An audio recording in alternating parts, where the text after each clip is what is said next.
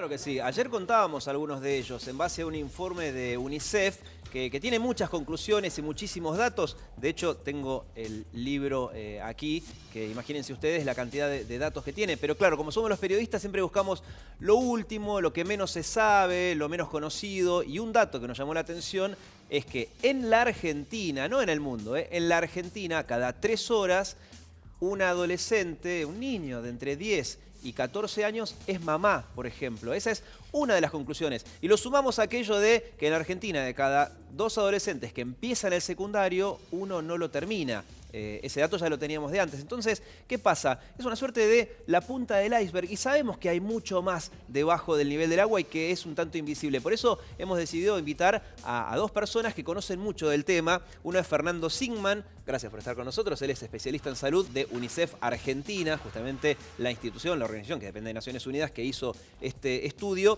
Y Sandra Vázquez es directora ejecutiva de FUSA, que es el Centro para Atención de Adolescentes y Jóvenes. Me decían que ustedes no se conocían además porque trabajaron en el Argerich, ¿no? En adolescentes. Sí, somos médicos y Mirá. yo fui médico de planta del Servicio de Adolescencia del Argerich en un momento. Mira, yo Fernando recién contaba, insisto, porque el periodismo siempre tiende a buscar lo último, lo novedoso, que no siempre es lo más importante. ¿Qué es lo que, a tu criterio, es lo que más nos tiene que llamar la atención de todos los datos que están en este libro?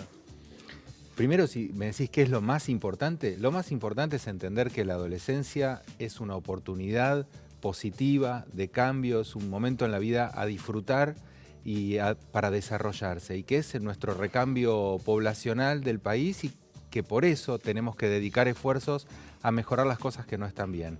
Ese es el documento.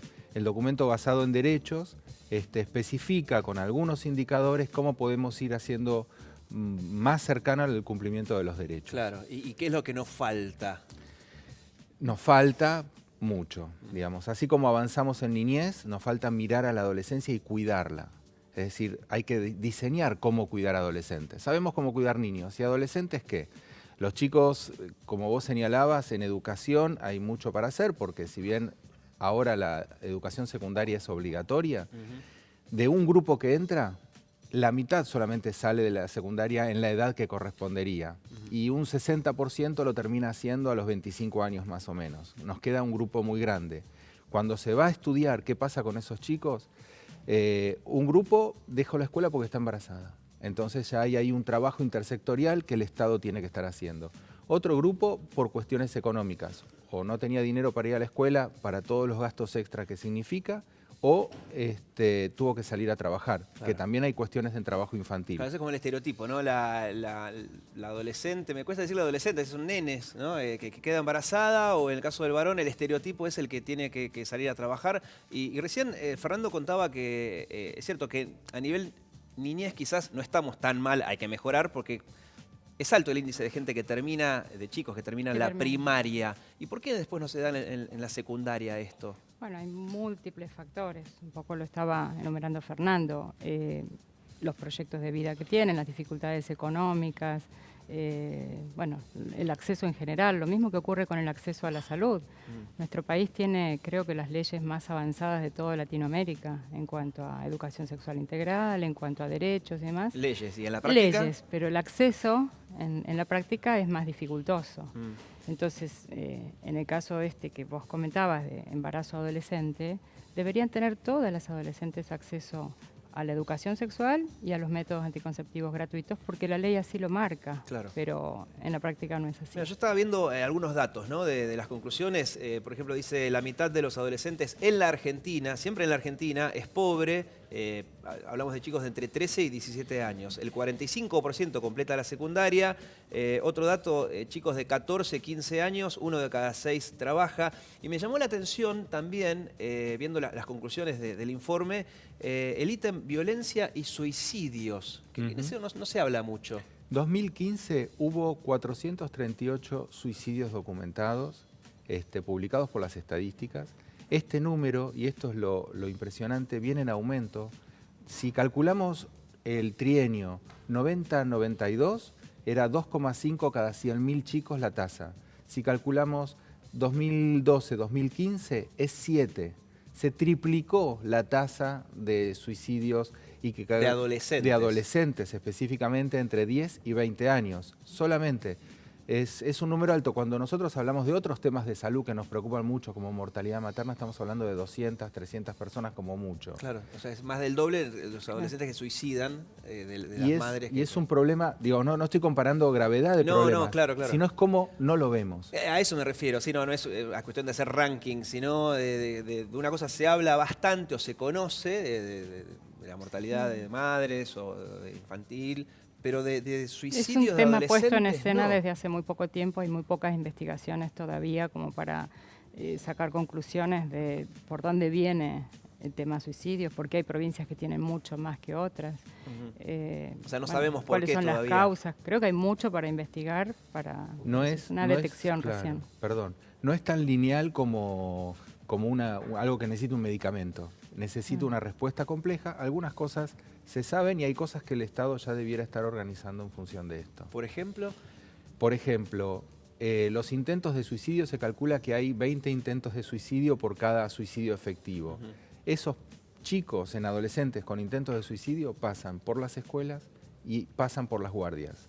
No hay dispositivos funcionando para registrarlos, para acompañarlos, entendiendo que es una persona que sufre y un acompañamiento prolongado. ¿Y en otros países existe eso? Yo suelo, esas comparaciones con países escandinavos, por ahí nos quedan tanto lejos, pero en otros países de la región, por ejemplo, ¿existe esa detección temprana o cómo estamos, insisto, comparándonos con otros países similares al nuestro en ese sentido? Existe poco, está comenzando a armarse en distintos países. El registro sí existe en otros países.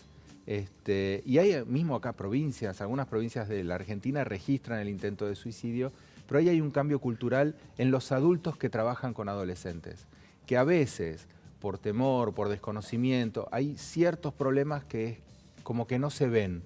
Miro para otro lado, yo qué sé, hablo en general, pero es común, en una guardia probablemente se suture un corte y no se le pregunte cómo es que se hizo ese corte. Y figura sutura o herida cortante, claro, y no intento de suicidio. Así que tenemos que hacer un cambio. Lo que yo te decía, para cuidar a adolescentes tenemos que aprender a cuidarlos y tenemos que comprometernos en ese cuidado. Y sobre todo entre todos los sectores, la salud de los adolescentes y el desarrollo de los adolescentes deben involucrarse. No solo salud, educación, digamos, todos, para poder llegar a un buen puerto. Bueno, yo leía un textual también del informe, ¿no? Que dice a nivel conclusión, si es que se puede en una oración, que no se puede, pero también me llamó la atención, dice, es necesario promover políticas públicas que prioricen a la adolescencia como una población específica. Exacto. Es decir, quizás el siglo pasado, el siglo XX, se empezó a pensar un poco más en la niñez, que antes por ahí no se hacía, pero ahora dicen, bueno, el segundo paso sería, ok, ahora los adolescentes, pero como un ente específico, que no son ni chicos ni adultos. Y tampoco hay que pensarlos como una transición, es un momento en sí, porque si no estamos transicionando en realidad toda la vida. ¿Sabes que yo decía adolescente y pensé en transición? Claro, vos así. pensás entre la transición entre la niñez y el adulto. Bueno, Claro. la niñez es una transición entre ser bebé y ser adolescente, el adulto es otra transición. Claro, nunca lo había pensado así. Cada de hecho, yo momento. cuando dije la frase, dije, bueno, que no son ni chicos ni adultos, dije, bueno, son una transición. Y si me permitís hay que hacer eliminar eso. otro pequeño ejercicio. Si yo digo salud y adolescencia, probablemente vos, el público, digan Educación sexual. educación sexual, violencia, abortos, delito. Y si yo te digo niñez y salud, vos ves dos chicos corriendo en un parque. Es cierto. Esa configuración que tenemos positiva en la niñez, la tenemos que hacer con la adolescencia, porque es así. Todos pasamos por una adolescencia, todos aprendimos muchísimo en la adolescencia, todos descubrimos en la adolescencia y todos nos configuramos en gran medida en la adolescencia. Esa es la oportunidad sobre la que hay que trabajar y donde queremos cuidar a los chicos. Y en Capital Federal, por ejemplo, ¿hay algunas características, no sé si decir por ser capital o una ciudad grande, que distingan a los adolescentes? Ahora que estamos en esto de crear un segmento nuevo. Mira, Capital Federal es una cuestión muy particular, porque es como si fuera toda la Argentina en chiquitito. Es decir, vos no es lo mismo la Recoleta, la adolescente que vive en la Recoleta, que la que vive en La Boca. Es cierto. Por lo tanto, es muy importante buscar estrategias de acuerdo a las características de las adolescentes y los adolescentes de cada región de la ciudad. Y esto se ve mucho en salud pública. Por ejemplo, en el hospital donde yo estoy, muy cercano ya ¿En cuál? en el Argerich. Ajá. la cantidad de embarazos adolescentes, la cantidad de partos en adolescencia es muy superior a la de, no sé, el Hospital Rivadavia o el Hospital Fernández, que están en otro lugar de la ciudad. Claro. Con lo cual, también nos hace pensar estrategias diferentes y fundamentalmente pensar que detrás de las estadísticas se esconden un montón de cosas, porque podemos decir que en la ciudad de Buenos Aires tenemos unos índices de embarazo muy bajos, pero si empezamos a sectorizar, ahí nos cambia. Y no solo embarazo, sino cantidad de otros temas vinculados a la adolescencia. Claro, lo que dicen de las estadísticas, ¿no? Que dicen que en determinado lugar se venden 10 hamburguesas y viven 10 personas, decir, bueno, una para cada uno. Claro. Y no, capaz que hay 3 que comen 9 y el resto se la reparte. Las ¿cierto? estadísticas Es siempre la trampa de la esconden. estadística, ¿no? Exacto. Claro, de hecho yo arranqué contando estadísticas. Bueno, pero también es importante en eso. Vos decías recién, y hay un minutito, bueno, esta nueva población. No, estos datos los tenemos hace muchos años. El asunto es setear la mirada, es poner la mirada y entender por qué es importante. De eso se trata. Y no solo en esto, sino obviamente la adolescencia está teniendo otro rol, la sociedad está discutiendo qué pasa con la justicia penal juvenil, la edad de imputabilidad. Son discusiones muy fuertes. UNICEF sostiene que tiene que estar acorde a las convenciones internacionales, que no es necesario disminuir la edad de imputabilidad para que eso se cumpla y que hay que establecer mecanismos de protección a lo largo de la vida de los adolescentes. Tenemos adolescentes que están sin cuidados parentales, hay adolescentes que están quizás en instituciones, llegan a los 18, que es oficialmente la mayoría de edad, y son largados a la sociedad sin una protección. Digo, alguien que creció en una familia fue creciendo y sigue teniendo redes familiares. ¿Qué pasa con un chico institucionalizado?